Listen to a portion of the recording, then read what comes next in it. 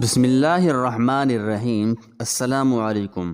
صحیح مسلم اور مسند احمد میں عبداللہ بن مسعود، مغیرہ بن شعبہ اور ابو سعید خدری رضی اللہ تعالی عنہم سے روایت ہے کہ رسول اللہ صلی اللہ علیہ وآلہ وسلم نے فرمایا، موسیٰ علیہ السلام نے اپنے رب کی خدمت میں عرض کیا، اے میرے رب، جنت میں کم درجہ جس شخص کا ہوگا اس کا کیا حال ہے؟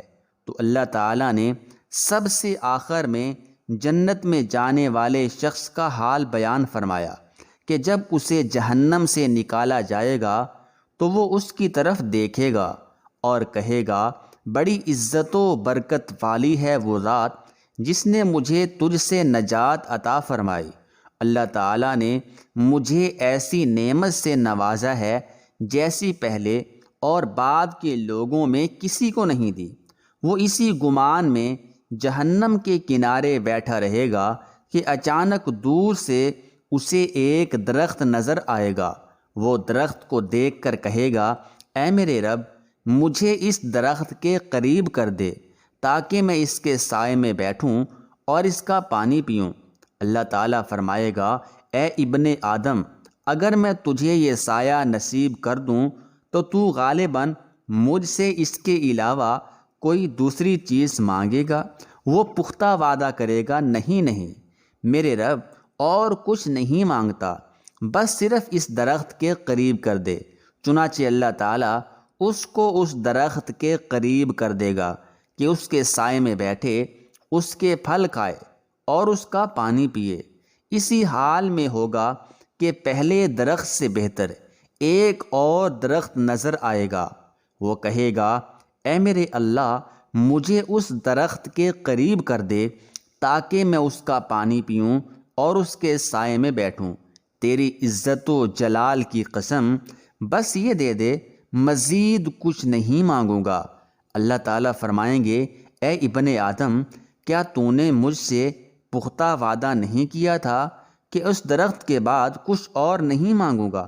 وہ کہے گا، بس اللہ یہ دے دے اور کچھ نہیں مانگوں گا۔ چنانچہ اللہ تعالیٰ اسے اس درخت کے قریب کر دے گا۔ اسی حالت میں ہوگا کہ پہلے دونوں درختوں سے زیادہ بہتر اور خوبصورت جنت کے دروازے کے قریب ایک اور درخت نظر آئے گا۔ وہ صبر کی کوشش کرے گا مگر صبر کہاں، کہے گا، اے میرے رب، اس درخت کے قریب کر دے تاکہ میں اس کا پانی پیوں اور اس کے سائے تلے رہوں، اب اس کے بعد کچھ نہیں مانگوں گا۔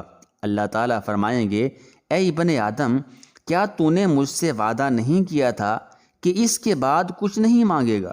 پھر اللہ اسے اس تیسرے درخت کے پاس کر دے گا۔ جب اس تیسرے درخت کے نیچے جائے گا تو سامنے جنت آئے گی، اہل جنت کی آوازیں سنے گا، اس کی نعمتیں، اس کے محلات، اس کے باغات نظر آئیں گے۔ وہ ان کو دیکھتا رہے گا لیکن بالآخر صبر نہیں کر سکے گا اور کہے گا، اے میرے پروردگار، مجھے اس جنت میں داخل کر دے۔ اللہ تعالیٰ فرمائیں گے، اے ابن آدم، مجھ سے تیرے تقاضے کو کون سی چیز روکے گی؟ کیا تو اس بات سے راضی ہے کہ پوری دنیا تجھے دگنی کر کے دے دوں؟ بندہ کہے گا، میرے پروردگار، کیا تو میرا مذاق اڑا رہا ہے؟ حالانکہ تو سارے جہان کا پروردگار ہے۔ غرض اس بندے سے کہا جائے گا کہ جاؤ جنت میں داخل ہو جاؤ۔ وہ جب جنت میں داخل ہونے کے لیے جائے گا تو اسے ایسا محسوس ہوگا کہ پوری جنت بھر چکی ہے۔ چنانچہ وہ کہے گا، میرے پروردگار، یہ کیوں کر ممکن ہے؟ لوگ تو اپنی اپنی جگہ لے چکے ہیں اور اپنا اپنا حصہ قبضے میں کر چکے ہیں۔ اللہ تعالیٰ فرمائیں گے، تم پسند کرو گے کہ تمہاری ملکیت دنیا میں کسی بادشاہ کے ملک جتنی ہو؟ وہ کہے گا، ہاں میرے رب۔ اللہ تعالیٰ فرمائیں گے، ہم نے تجھے اتنی بادشاہی بخش دی اور 5 مرتبہ زیادہ بڑی تمہیں سلطنت عطا کر دی۔ وہ کہے گا، میرے رب، میں خوش ہو گیا۔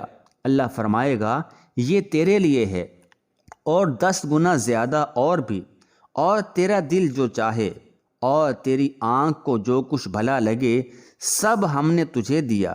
پھر جب وہ جنت میں داخل ہوگا تو وہاں حور عین میں سے اس کی 2 بیویاں اس کا استقبال کریں گی اور کہیں گی تعریف اللہ کے لیے ہے جس نے تمہیں ہمارے لیے اور ہمیں تمہارے لیے بنایا۔ پھر وہ کہے گا جو کچھ مجھے ملا ہے ویسا کسی کو نہیں ملا ہوگا، یہ سب سے نچلے درجے والا جنتی ہوگا۔ حضرت موسیٰ علیہ السلام نے عرض کیا یہ تو سب سے کم تر درجے کا جنتی ہوا، اور اعلیٰ منزل والے جنتی کی کیا شان ہوگی؟ اللہ تعالیٰ نے فرمایا وہ ایسے لوگ ہیں جن کو میں نے چنا، اختیار کیا، ان کی عزت و بزرگی کو اپنے ہاتھ سے جمایا اور اس پر مہر ثبت کر دی۔ میں نے ان کے لیے جنت میں جو نعمتیں تیار کر رکھی ہیں انہیں نہ تو کسی آنکھ نے دیکھا، نہ کسی کان نے سنا، اور نہ کسی دل میں ان کے متعلق تصور گزرا۔ دعا ہے کہ اللہ تعالی ہم سب کو مرنے کے بعد جنت الفردوس میں اعلیٰ مقام عطا فرمائے۔